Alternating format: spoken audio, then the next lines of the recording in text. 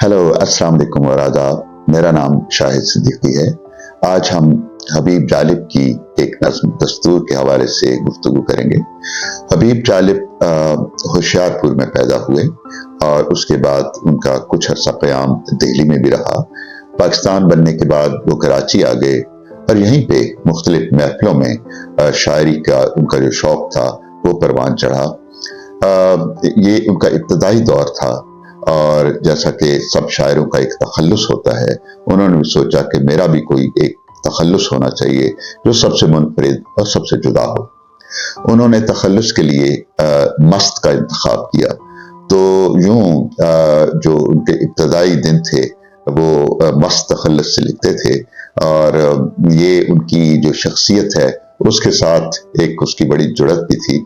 तो लेकिन ये इब्तदाई दौर था उनका और यहीं पे उनकी मुलाकात पाकिस्तान के मारूफ अदाकार अलाउद्दीन से हुई जो बहुत जल्द दोस्ती में बदल गई। और जब वो लाहौर आए अलाउद्दीन साहब तो हबीब जालिब से भी लाहौर आए और उनका कुछ अर्सा क़याम अलाउद्दीन साहब के घर पे ही रहा। हबीब जालिब की शायरी का आगाज एक रोमानवी शायर के तौर पे होता है और उनकी जो पहली किताब है बरगे आवारा वो उसमें आपको उस दौर की नज़्में मिलेंगी और जो जिनका एक रंग रोमानवी है। लेकिन उसके बाद जो हालात हैं, जिस तरह असरअंदाज होते हैं हर आदमी पे और जो शायर लोग होते हैं या अदीब लोग होते हैं या आर्टिस्ट होते हैं जो कि ज़्यादा हसास होते हैं, इसलिए हालात का उन पे असर ज़्यादा होता है। ये वो दौर था कि जब मुल्क में मार्शल लॉ लग गया था और मुल्क के में जो उस वक्त के कमांडर इन चीफ थे अयूब, वो सदर बन गए थे। सदर बनते ही उनके इर्द गिर्द खुशामदियों का एक टोला इकट्ठा हो गया था जो उनको एक दानिश्वर के रूप में पेश कर रहे थे। उन्हीं दिनों एक दस्तूर, ये 1962 की बात है, सदर अयूब के दौर में एक दस्तूर सामने आया और उसकी हिमायत और उसकी तारीफ में सारे लोग इकट्ठे हो गए और जितने दरबारी थे सब ने एक शोर मचाया कि सदर अयूब जैसा काबिल, दानिश्वर और वाइस हुक्मरान कोई नहीं है। और उस दस्तूर की बरकत पे हर तरफ एक प्रोपेगेंडा शुरू हो गया। ये वो दौर था कि जैसा मैंने पहले बताया मार्शल लॉ का दौर था जिसमें दस्तूर की मुखालफत का सोचा भी नहीं जा सकता था क्योंकि हर तरफ हर कार्य बिखरे हुए थे और लोगों की निगरानी हो रही थी। हबीब जालिब जो एक हसास तबीयत का मालिक था, उसे यूं लग रहा था कि जैसे ऑक्सीजन की कमी हो गई है और उसकी सांस रुक रही है और वो चाह रहा था कि कोई ऐसी चीज हो कि उसको कैथारसिस मिले और ये शायरी उसके कैथारसिस का सबब बनी। दस्तूर के हवाले से जो लोगों के जज्बात थे, आम लोगों के जज्बात, वो उसका इजहार का कोई तरीका नहीं था कि सवाए उसकी तारीफ के, उसकी तौसीफ के, उसकी तहसीन के और आप कोई बात नहीं कर सकते थे। लेकिन हबीब जालिब ने अपनी शायरी में जो उस वक्त का एक आमराना दौर था उसके खिलाफ बात की और दस्तूर नज़्म लिखी जो पहले महफिलों में बड़ी आम हुई और उसके बाद जो एक ड्रॉप सीन इसका होता है कि मरी में एक बहुत बड़ा मुशायरा हो रहा था और ये एक डिस्ट्रिक्ट एडमिनिस्ट्रेशन कराती थी मुशायरा और हर साल होता था और उसमें मुख्तलिफ मकातीब फिक्र के लोगों के अलावा जो सरकारी लोग थे, ब्यूरोक्रेट्स थे, वो शरीक हुआ करते थे। इस मुशायरे के लिए मुल्क के जो मारूफ शोरा थे उनको बुलाया गया जिसमें हबीब जालिब भी था और मरी में एक रोज पहले ही ये सारे शोरा हजरात पहुंच गए। अब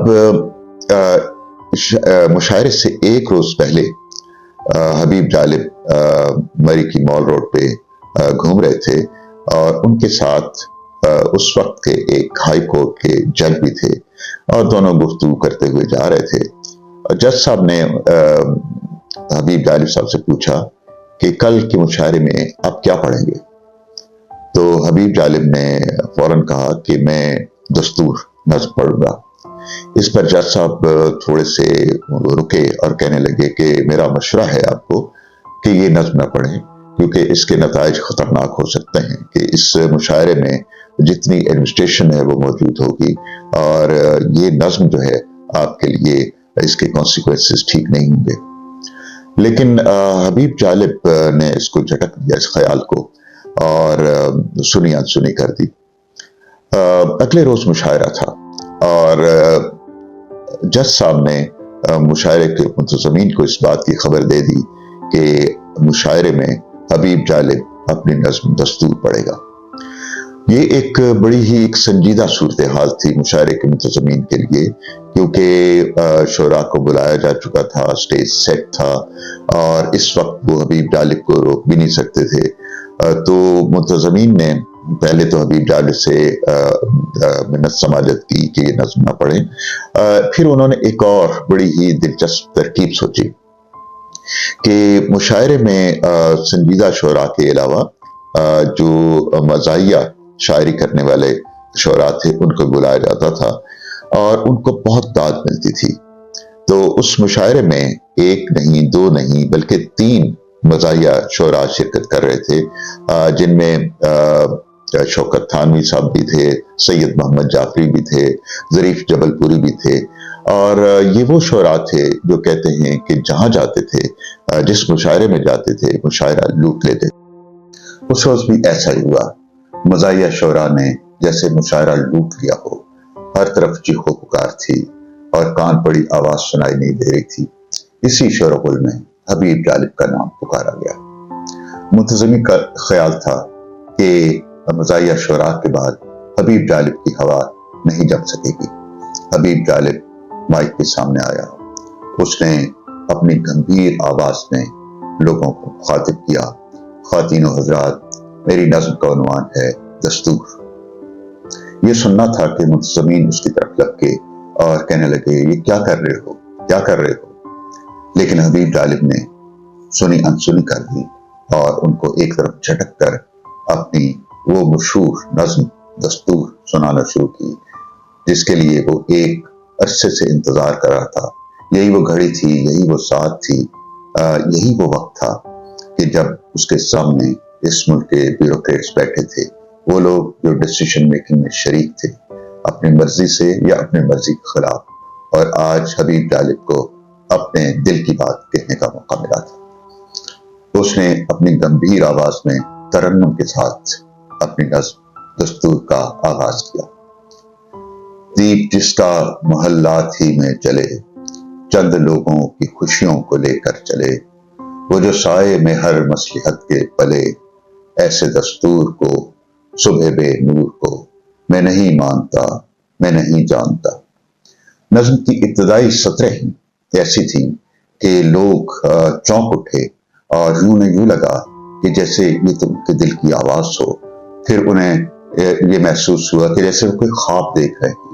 یہ کیسے ممکن تھا کہ جبر کے اس دور میں جب مخالفت کرنا، ایک آمر کی مخالفت کرنا ایک ناممکن سی بات تھی، جس کی کڑی سزائیں تھیں، کوئی شاعر آ کر ان تمام عام لوگوں کے سامنے اس طرح کی گفتگو کرے۔ حبیب جالب لوگوں کے چہروں پر آتے جاتے رنگ دیکھ رہا تھا۔ کچھ چہرے پک ہو گئے تھے، لیکن حبیب جالب یہی کام کرنا چاہتا تھا کہ جبر کے حصار کو توڑنا چاہتا تھا، لوگوں کے دلوں سے ایک آمر کا خوف دور کرنا چاہتا تھا۔ اب حبیب جالب نے حکمرانوں کو براہ راست للکارا، میں بھی خائف نہیں تختہ داس سے، میں بھی منصور ہوں کہہ دو اغیار سے، کیوں ڈراتے ہو زندہ کی دیوار سے، ظلم کی بات کو، جہل کی رات کو، میں نہیں مانتا، میں نہیں جانتا۔ اب لوگ پہلو بدل رہے تھے، اور خاص طور پہ وہ لوگ جو ایک بیوروکریسی سے تعلق رکھتے تھے، ان کے لیے ایک بڑا مشکل مرحلہ تھا کہ شاید کچھ کے دلوں کی آواز بھی ہو، لیکن وہ بظاہر سنجیدگی سے بیٹھے ہوئے یہ نظم کو سن رہے تھے۔ اب حبیب جالب آگے بڑھا اور اس نے دستور کا دوسرا رخ دکھانا شروع کیا. ایک ورژن ان خوش آمدیوں کا تھا کہ جو بتا رہے تھے کہ ہر طرف شاخوں پہ پھول کھل رہے ہیں، پرندوں کو جام مل رہے ہیں اور اس دستور کی کتنی برکات ہے. حبیب جالب نے اس دستور کا دوسرا رخ دکھاتے ہوئے کہا، پھول شاخوں پہ کھلنے لگے تم کہو، جام رندوں کو ملنے لگے تم کہو، چاک سینوں کے سلنے لگے تم کہو، اس کھلے جھوٹ کو، ذہن کی لوٹ کو میں نہیں مانتا، میں نہیں جانتا. اب نظم کا آخر تھا اور اب وہ حکمرانوں سے براہ راست مخاطب تھا.